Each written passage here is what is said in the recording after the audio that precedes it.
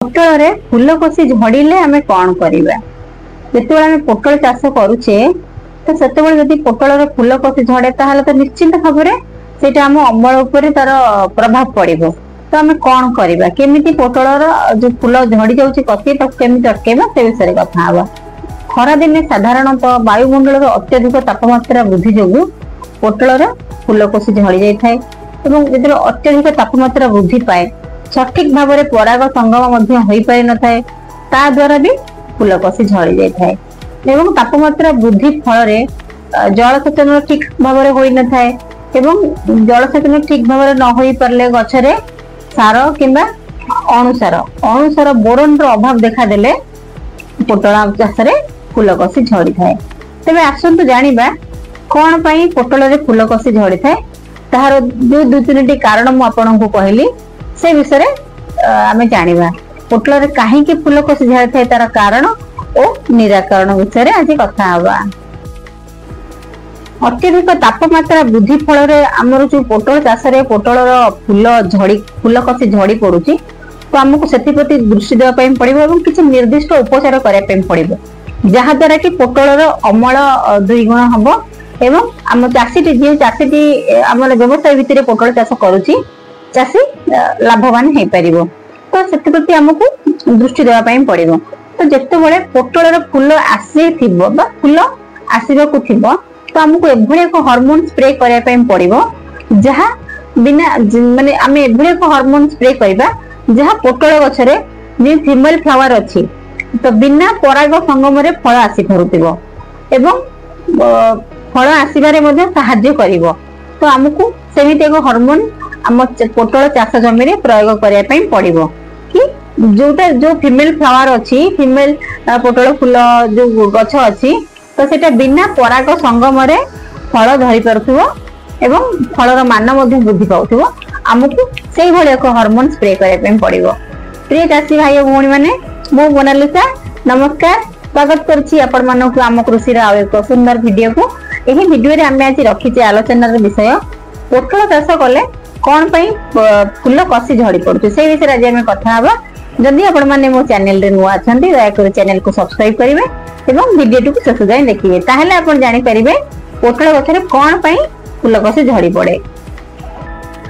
साधारण भाव में देखिया पई गले खरा दिने हम वायुमंडल तापमात्रा अत्यधिक परिमाण में वृद्धि पाए एवं आम लगे सब प्रकार पनीपरिया फसल खरा अत्यधिक तापमात्रा वृद्धि फल किछिटा क्षति होबार आशंका थाए किंतु सब पनीपरिया भितर पोटल होउछि अन्यतम।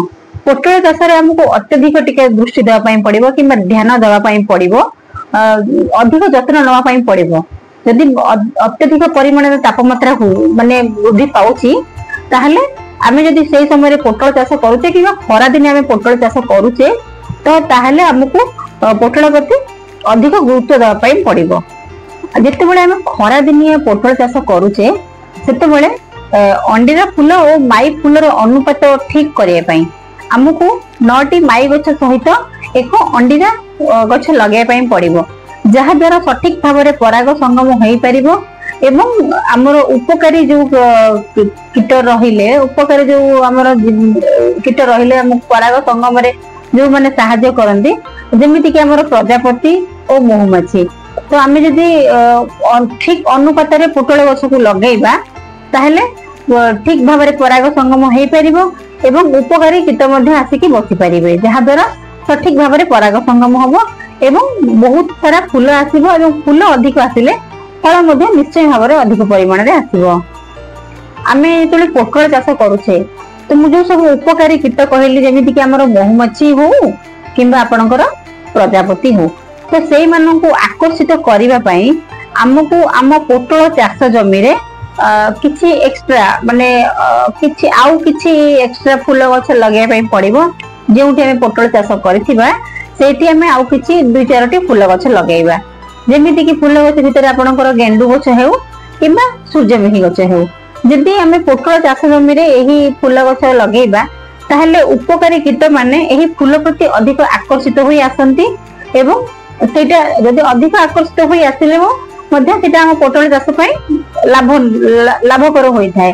तो हमको उपकारी कीट मानक आकर्षित करने आम पोटल चाष जमी रे सूर्यमुखी और गेंडु गछ फूल माने गेंडु गछ लगे पड़ो। यही फूल माने उपकारी कीट मानक आकर्षित करि पारंती।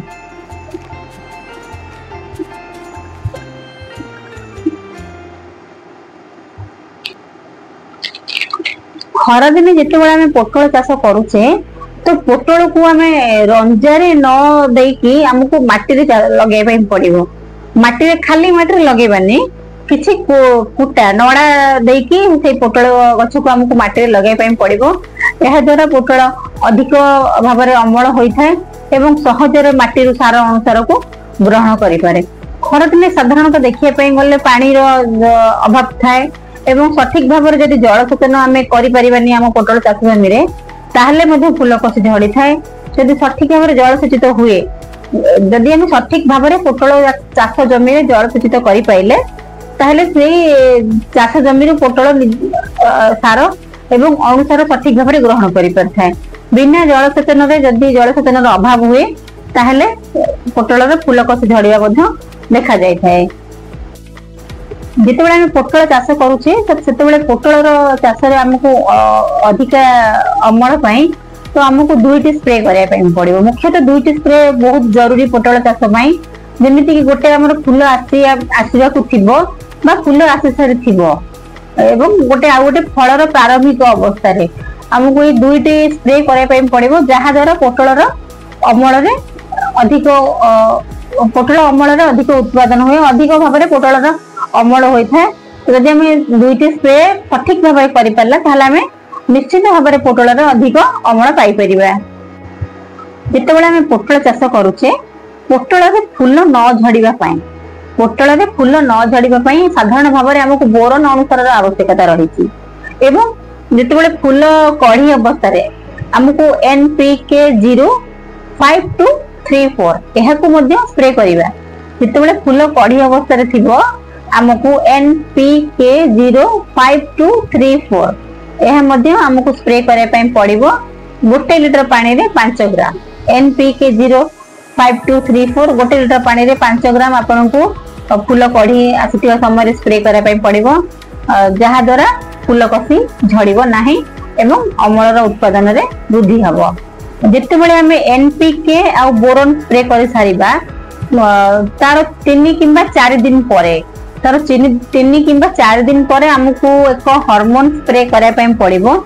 एभली एक हार्मोन आम स्प्रे करबा जहाद्वारा फूल कषि झड़ब नाही एवं अमलर उत्पादन वृद्धि पाइब। तो सही हार्मोन टी होची आपनकर प्लानोफिक्स। आपन जदि एही प्लानोफिक्स हार्मोन स्प्रे करूछंती ताहले आपनकर निश्चित भाव में अमल रे वृद्धि घटिबो एवं सेटा आपण अपराह्न समय रे स्प्रे करिवे। सेटा 2 लिटर पानी रे आपन को 4 ml 2 लिटर पानी रे आपन को 4 ml प्लानोफिक्स स्प्रे करया पय पड़िबो। एटा स्प्रे करिवा पूर्वरु आपन को सठिक भाव रे जमी को जलसेचित करया पय पड़िबो। तो जलसेचित कर साला परे आपन अपराह्न समय रे प्लानोफिक्स नामक हार्मोन स्प्रे करिवे जहा द्वारा आपनकर फूल कषि झड़ब नाही एवं अमलर वृद्धि घटिबो फलर मान मध्य वृद्धि पाइबो। तो आपन को प्लानोफिक्स हार्मोन निश्चित भाव में आपन को पोटल चाष समय स्प्रे करने पड़ो। तो आम प्लानोफिक्स हार्मोन स्प्रे करवा तो फल आसवाकू कि फूल आसवाकू फूल आसवाकू से समय आमको प्लानोफिक्स हार्मोन स्प्रे करने पड़ो जहाद्वारा फूल कषि झड़ब नाही एवं तापर जो फलर मान वृद्धि करने आमको आउ एक हार्मोन आवश्यकता रही। यही हार्मोन टी पकेले फलर मान वृद्धि होता है स्वाद बहुत भल आसी था फल एवं फलर मान वृद्धि होता है। से हार्मोन टी होची आपनकर फैंटाप्लस नामक यही हार्मोन फल आसवाकू थिबो जतबेले आपण से समय रे हार्मोन टी आपनक पोटल चाष जमी रे प्रयोग करिवे। साधारण भाव में देखिए गले आपनकर 15 लिटर ड्रम रे 12 ml फैंटाप्लस हार्मोन सेटा स्प्रे करिवे। 15 लिटर माने 15 लिटर पानी रे आपण 12 ml पकई परिवे। साधारण भाव में देखिए गले गोटे स्प्रेयर अति कम रे 15 किंबा 16 लिटर। तो आपनको सही हिसाब रे आपनकर जो फैंटाप्लस हार्मोन टी रहिला फलर मान वृद्धि करने पई आपनको ये हार्मोन स्प्रे करने पड़ो। 15 लिटर ड्रम रे 12 ml आपण फैंटाप्लस हार्मोन पकेकी स्प्रे कले आपनकर पोटल चाष रे अत्यधिक परिमाण रे फल हेबो एवं जदि आपण व्यवसाय भितर चाष करछन्ती ताले निश्चित भाव में आपण लाभवान होई परिबे। जदि हमकु पोटल आमे चाष करिवा पूर्वरु हमकु सठिक भाव में चारा लगेबा ठारू अमल पर्यंत हमकु आम गछर सठिक भाव में जत्न नवा पई पड़िबो। जदि हम सठिक भाव में आम गछ को आम जत्न नहीं पारिले ताहले गछ निश्चित भाव में हमकु सहायता करिवो एवं अधिक उत्पादन करिकी फल बढ़ेइबो।